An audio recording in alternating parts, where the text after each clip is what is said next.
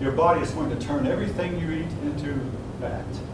Now, have any of you ever heard of this outside of the class? A couple of you. But fasting is a surefire way to become obese. And I think when he was younger, he fasted to the point of emaciation. When he allowed himself to eat again, his body was in this emergency mode and turned everything he ate into fat. And in his older age, he became the obese man that we see in the statues. So again, I think both of them are right. Again, this is just my opinion. All right. Now, there could be a lot more said about Buddha. Oh yeah, the places that where he went and set up temples are called stupas, S-T-U-P-A-S.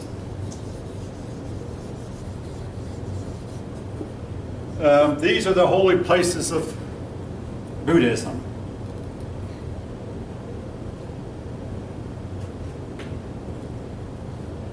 Something else I must mention, I forgot about, but I must mention about the Indian religion. They have a practice of what's called yoga, transcendental meditation. Now, particularly my generation, a lot of young people became really fascinated with the Indian religion. In fact, one of the Beatles became quite fascinated with it. And a lot of Americans of my generation went to India to supposedly find themselves or find spiritual life or find a happier life. And they went to India and they started criticizing Indians and complaining about all that they saw in India, how that complaining about the bugs, the rodents, and I mean, the people of India generally don't even try to kill bugs. So the richer people will send a couple of their servants with a broom, and the servants will sweep away the paths so that the rich man will not step on a bug. They go that far to try to preserve all life. And the Americans complained, and finally the Indian government said to the American young people, hey, you find your spiritual life in your own home. Stay in America. Don't come here. We don't need you coming here complaining about our ways and criticizing us. So anyway, but yoga is practiced a lot by a lot of Americans, and each of you can decide for yourself what you believe about it. Now, Jainism. Something I learned about Jainism, your book doesn't say, but in the issue, I mean, religion tries to explain where we came from and how we got here, and how we got here, where we came from. These are questions that cannot be adequately answered by science. But the Jainians, some of them believe that there was no beginning, that the earth has always existed and life has always existed from all past eternity. There was no beginning, and there might someday be an end, but it's just gone on and on and on and on and on with no conceivable end in sight and with no beginning that we can observe. So it didn't have a creator. The creator wasn't necessary. The beginning wasn't necessary. It just simply, there was no such thing as beginning.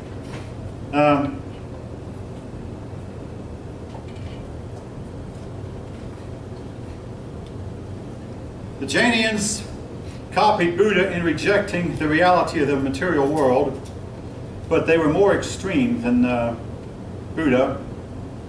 They believed that they should have no possessions, should rely on begging, and even some of them even rejected clothing and wandered the streets completely nude.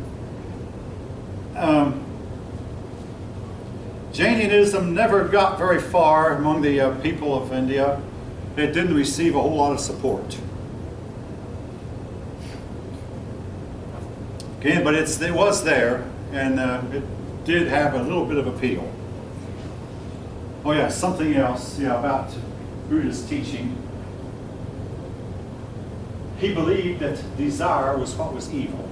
Take away your desire, and you would never have to worry about, if somebody came in and robbed you of everything you had, well, it wasn't yours anyway, so you never lost anything. So complete passivity. Now again, I've got to be careful. There might be Buddhists here in this class, and I don't want to offend you, but just simply telling what he taught is best to understand it. The idea was to eliminate any desire for any of this world's goods. And if you eliminated desire, you then would find happiness, because you became unhappy only when some desire you had was not met. You eliminate desire and you eliminate any needs, supposedly, and eliminate any wish for anything better. Hence, there was no need to develop things like an industrial society, automobiles, because the best way that man could live was the way that nature made him. And the Jainians even went to a bigger extreme. The way nature made you, if nature made you unclothed and without any possessions, then you were to remain unclothed without any possessions in your life and beg from others for your sustenance. Never work, never excel. All right. Eventually the Mauryan dynasty died off, as it did all these dynasties. It was overthrown. When the Mauryans died off, so did Indian unity. And India was to spend the next 2,300 years from Alexander the Great, well, from the Mauryan time to today, they were to spend 2,300 years divided or ruled by foreigners. When I say foreigners, for a while Islam got part of it, and Islam still controls Pakistan and Bangladesh and most of Nepal. So Pakistan got the northern part of India. Islam got the northern part of India. Then eventually the British were to come in, and the British were to take over and rule India for about 150 or so years until 1947. So that India was to be ruled mostly by foreigners or divided, and they called the government of their country the land of the fishes. In the fish society, the big fish gobbles up the little one. So the stronger rulers would make war with the weaker rulers and try to gobble them up, and war became somewhat the sport called the sport of kings, the game of kings. New York beat Atlanta yesterday, but what does this have to do with the lesson? We people in Atlanta are not going to become slaves to New York just because New York won a couple of games against us lately. But in the time of India, these kings would go to war, hiring the best soldiers they could get, you might say the best players they could get, and if they lost, the winners would come in and take what they wanted of our property and go and march off with it. So it was for keeps. You play the game, and the winner take all, literally, winner take all. And this was to go on for about 1,000 or so years. And India was to remain a land that had the religion called for political unity, but they never could unite themselves. Their religion called for peace, but they didn't have any peace. I want to say this. A shortcut way to war, folk, is to make your enemies think that you won't fight. How did Hitler get started? He realized that the rest of the world was not going to fight him. He was fooled, of course. So he thought, hey, I'll go take Austria. One side, hey, this is great. Now I'll go take Czechoslovakia. Hey, this is great. Now I think I'll go take Poland. And finally the world stood up to him and said, enough's enough. By that time he had grown fairly powerful, and it took the deaths of some 50 million people to stop him. Pacifism is a shortcut to war. The people of India tended to be pacifist. And the result was they had endless wars, just one right after another.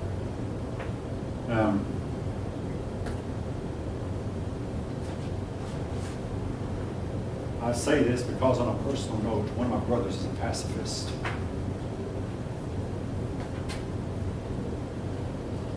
And he ran into a situation not too long ago where he had to fight. The type of fight that I hope I never get into. A fight with his own stray and wayward daughter.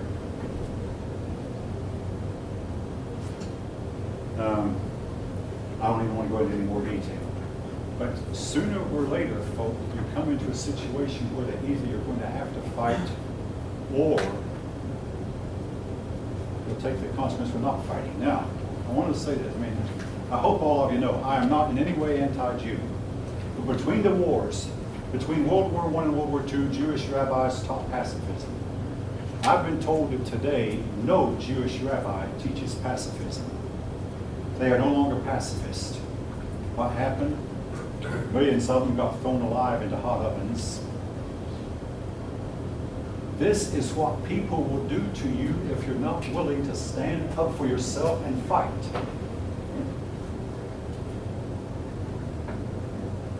Anyone have any comments? Jude? This is somewhat off topic, but there's there's a tribe in India, the whole tribe and the whole clan of warriors. Yeah. They had a caste of rulers, and I mean, you maybe call it ruling caste, but you're talking a tribe where they all were rulers? No, they were all warriors. Oh, all warriors. Yeah, there was a warrior caste. Their job was- Yeah, there was a warrior caste. Again, they taught pacifism. Hinduism teaches pacifism, and Buddhism to some extent too, but they wind up, again, pacifism is a shortcut path to war. they also- Yeah, there might be a tribe, there might be a tribe like that. I'm not familiar with it. The Spartans were that way. Pandavas and then Arjuna came and spoke to in the Bhagavad Gita or something like that. Bhagavad Gita. I'm not familiar with a tribe where that everyone in the tribe is a And they warrior. fought. It was the two clans and they fought, and then the god Arjuna came and spoke to one of the head of the clans, and that's probably the only religion where in the religious book that they actually speak on how to interact in war. In the Okay. Bhagavad Gita.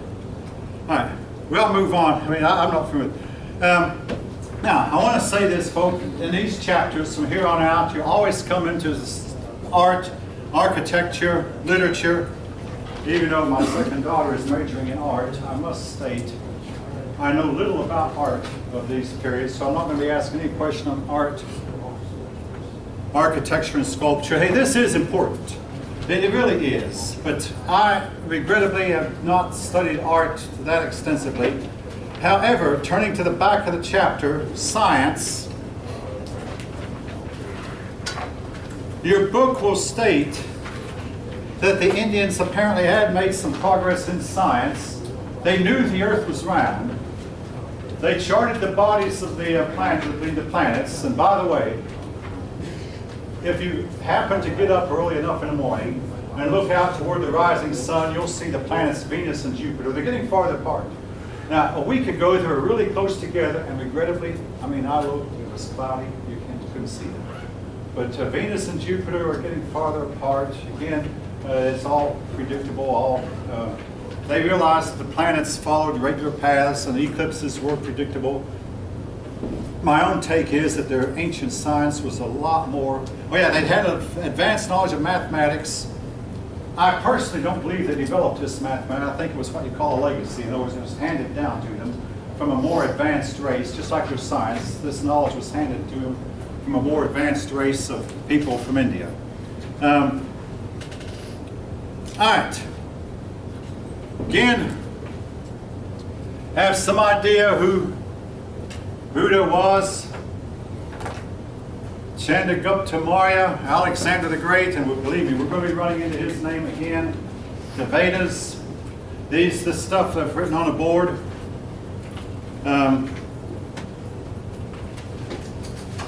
And, oh yeah, the ancient language of the sacred language of India, Sanskrit.